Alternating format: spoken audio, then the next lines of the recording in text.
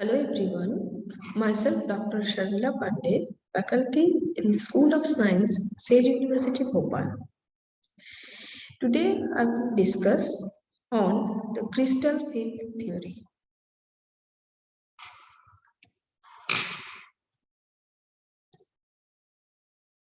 So crystal field theory is an electrostatic model of the molecules. So ligands are treated as point charges or point dipoles here, and overlap of metal orbitals and ligand orbital is totally ignored. So no overlapping is considered here. The metal ion will be positive and therefore attract the negatively charged ligands.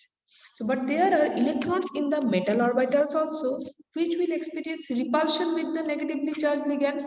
So, there will be repulsion between the negatively charged ligands and the metal electrons.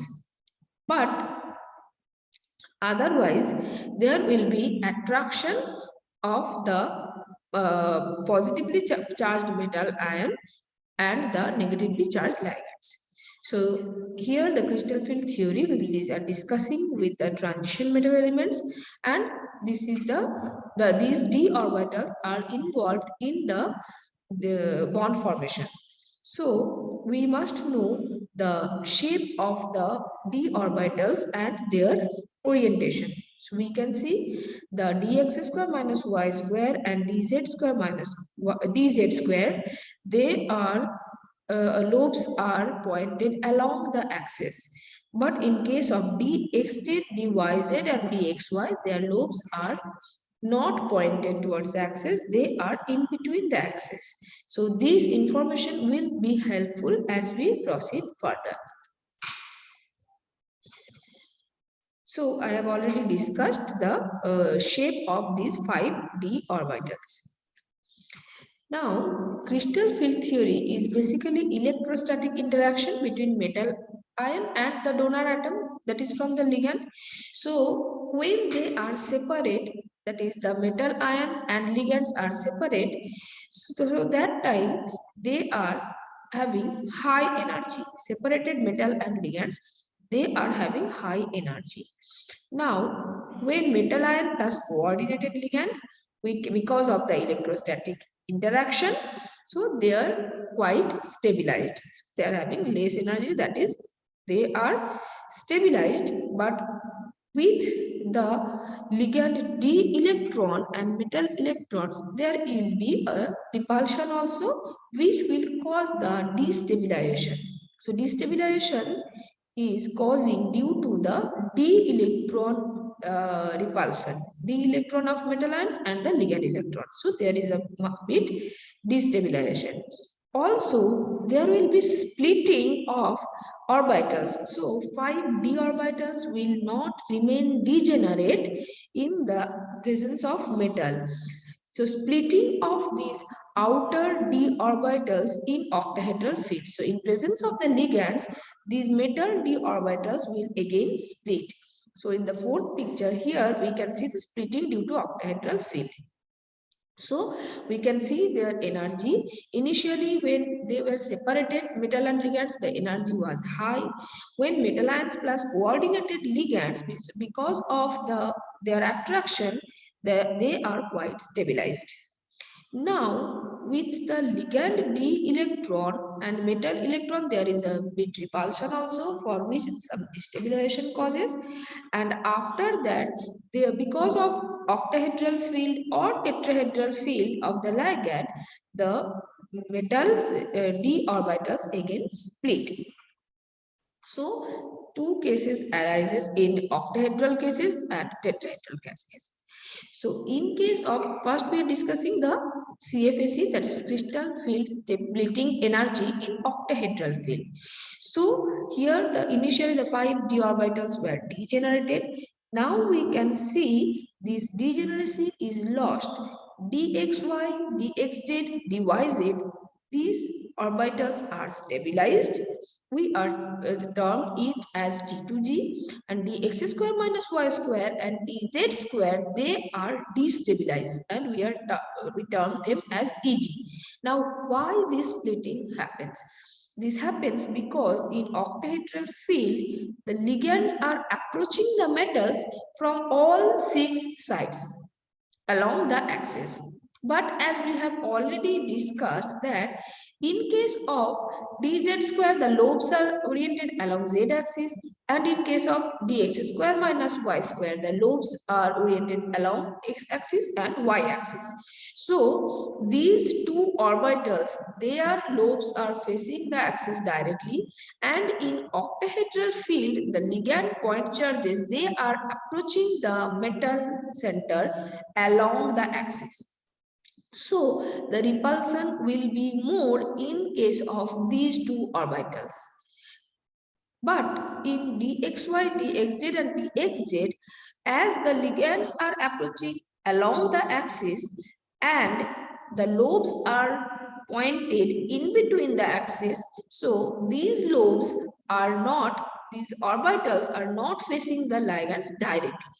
That is the reason why these orbitals will not get destabilized. So now as the dx square minus y square and dz square orbitals are destabilized, and to maintain the barycenter, dxy, dzx and dyz will be stabilized. Also, as there are 3 orbitals, so it will be 2 by 5 delta 0 per orbital, the stabilization energy, and for destabilization for dx square minus y square and dz square, the value is 3 by 5 delta 0 per orbital. So there are 2 orbitals, so it will be 6 by 5, and here is 3 orbital, so it will be also 6 by 5. So the barycenter will be maintained at 0. Okay, so this was the crystal field splitting in the octahedral field. So here dx square minus y square and dz square, they are degenerate, and dxy, dxz and dyz, these 3 are degenerate. So because they are degenerated, they are stabilized, we use the sign minus 2 by 5 delta O, and for destabilization, we are using plus 3 by 5 delta O. Delta O is the delta octahedral. Now delta O is the overall splitting between EG and T2G orbitals. That is the octahedral field splitting energy. So this O in delta O is for the octahedral.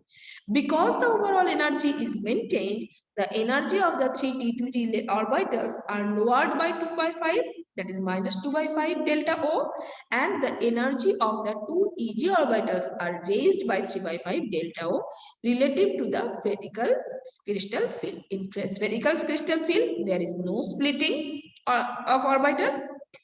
As soon as we are moving to the octahedral crystal field, there is this splitting, and the cause of the splitting is the orientation of the orbitals, and because to maintain the barycenter, these 3 orbitals are stabilized. So this was the crystal field splitting in octahedral field. Sometimes we term it this delta O, we also term it as plus 6 dQO, and the stabilization we term it as, we assume it as minus 4 delta dQO.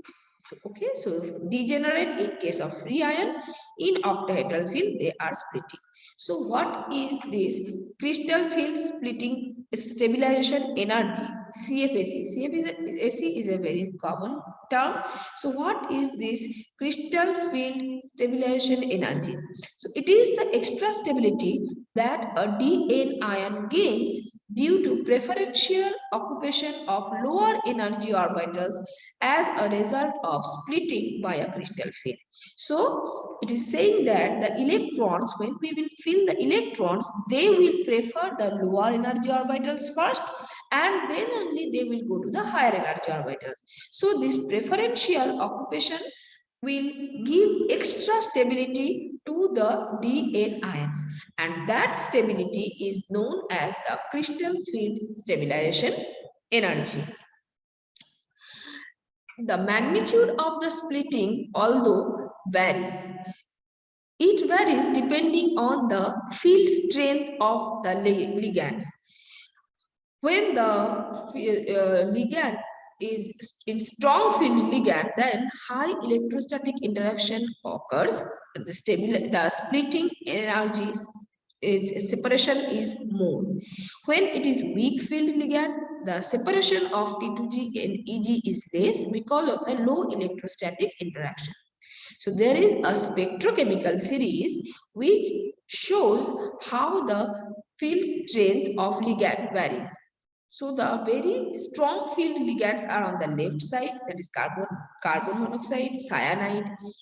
Then comes phenanthrone. Then like this, the field strength decreases. So I minus, Br minus, Cl minus, OH minus, they are very weak field ligand. They cannot cause very much separation between the Eg and T2G levels.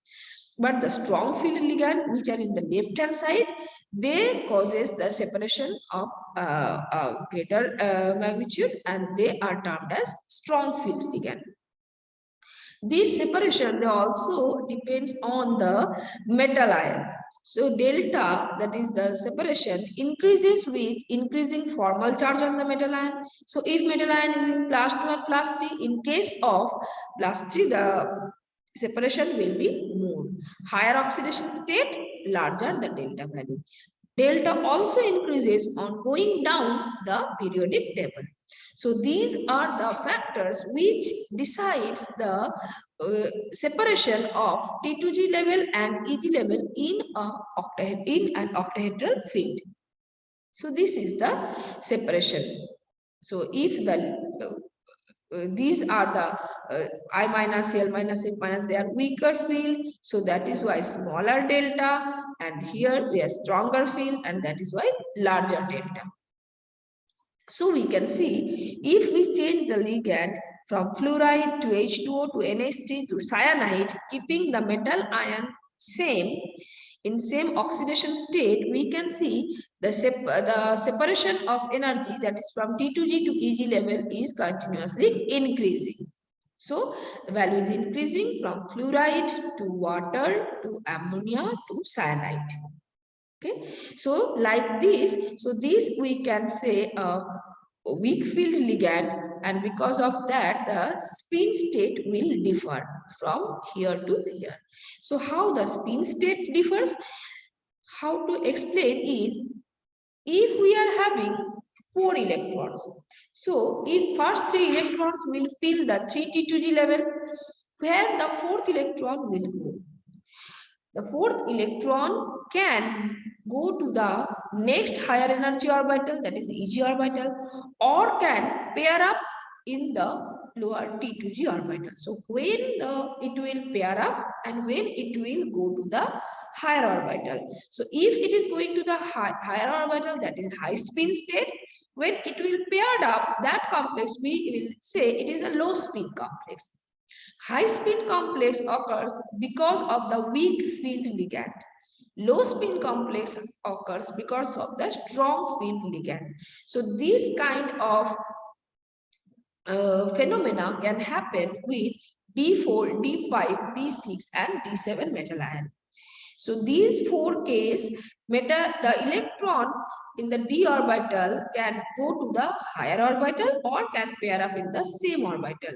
So when high spin, that is delta O, is less than P, P is the pairing energy. So when delta O, that is the separation, the octahedral, delta octahedral will be less compared to pairing energy, the electron will prefer to go to the higher energy state.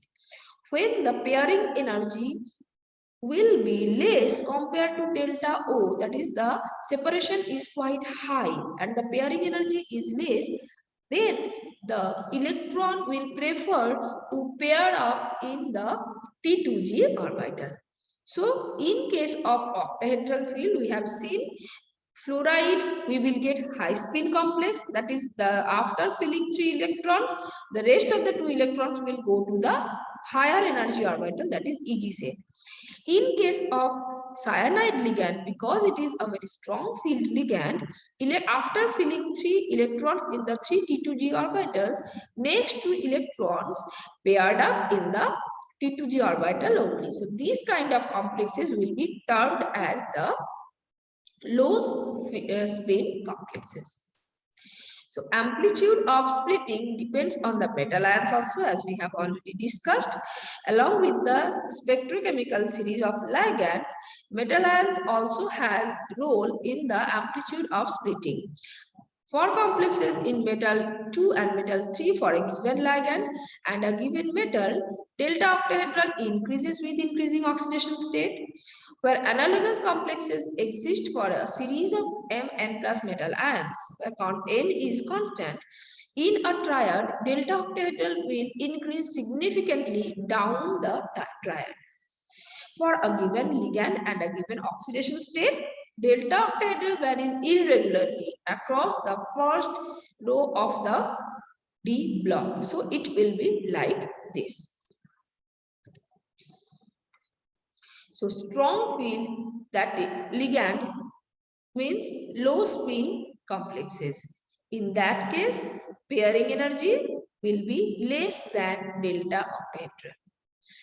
In case of weak field ligand, high spin complexes occur where pairing energy P is greater than delta octahedral.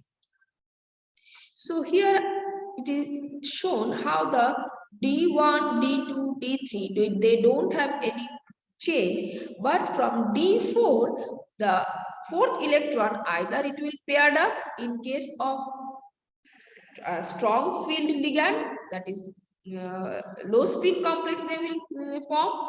In case of weak field ligand, it will form high spin complex, that is the fourth electron will come to the next higher energy orbitals. So pairing, this situation will continue from D4, D5, D6, D7, and we can see for D8, D9 and D10, whatever it is, the number of electrons in the T2G orbital and EG orbital will be same even if it is high spin or low spin complex. So these are the placing of electrons in d orbitals after splitting of d orbitals in octahedral field, depending upon when the ligand is strong field or weak field. So next we will discuss the crystal field splitting energy, that is CFAC, in tetrahedral field. So in tetrahedral field we can see the ligands approach the metal atom from the corner of the tetra's cube.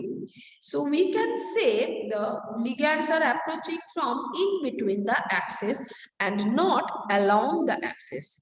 As they are approaching in between the axis, so none of the orbital lobes of the dxy, dxz and dyz orbitals, now these orbitals will face the ligands directly.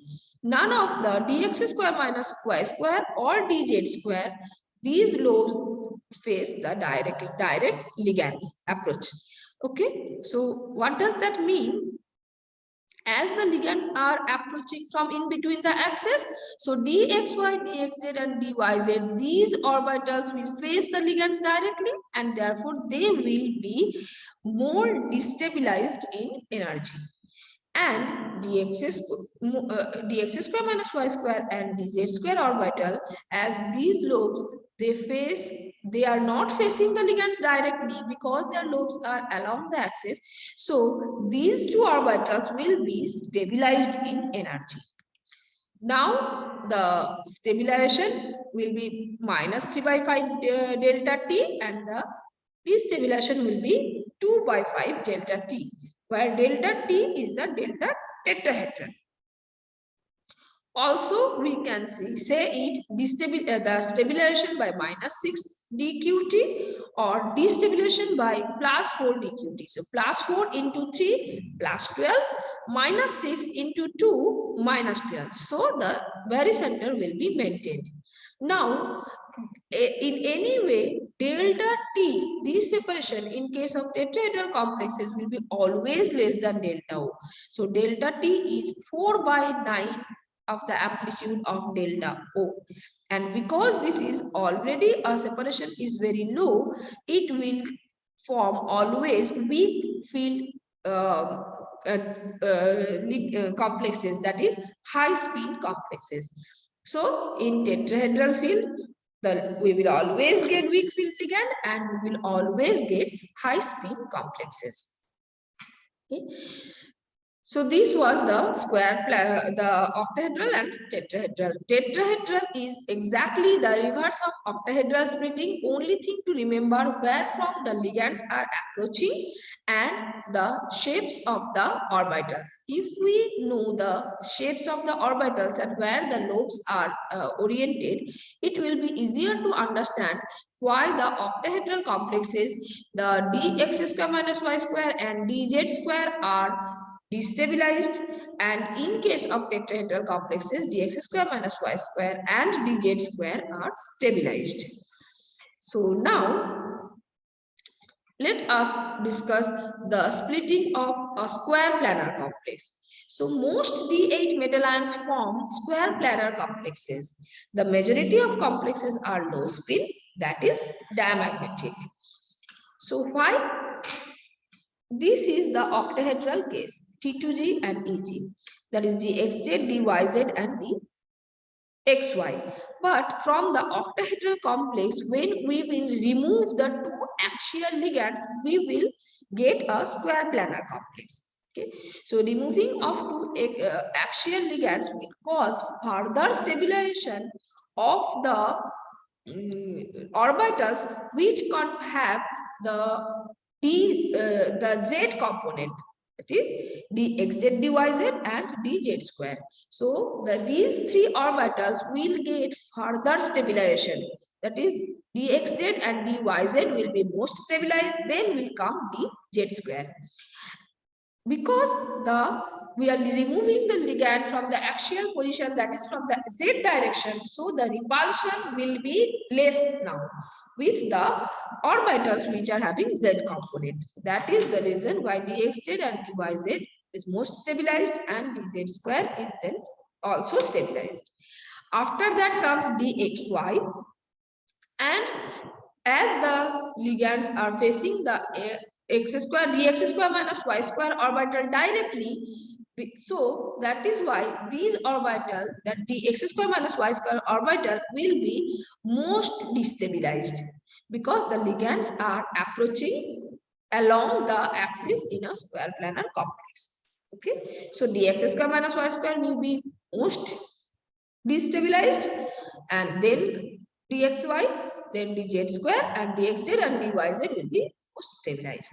Here the delta square planar, that is the difference from dxy to dx square minus y square is 1.3 delta O. That means this gap is quite higher even than the octahedral complex. So most of the ligands, after filling up to dxy, then only the electrons goes to the dx square minus y square orbital.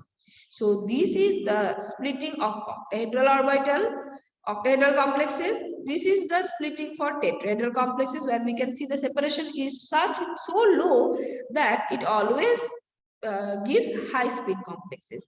In case of square planar complexes, the separation of dxy and dx square minus y square, that is delta square planar, is too high, and that is why it results always low spin complexes. Okay, so this is the octahedral complex, this is for tetrahedral complex, and this is the energy diagram for the square planar complexes. Thank you.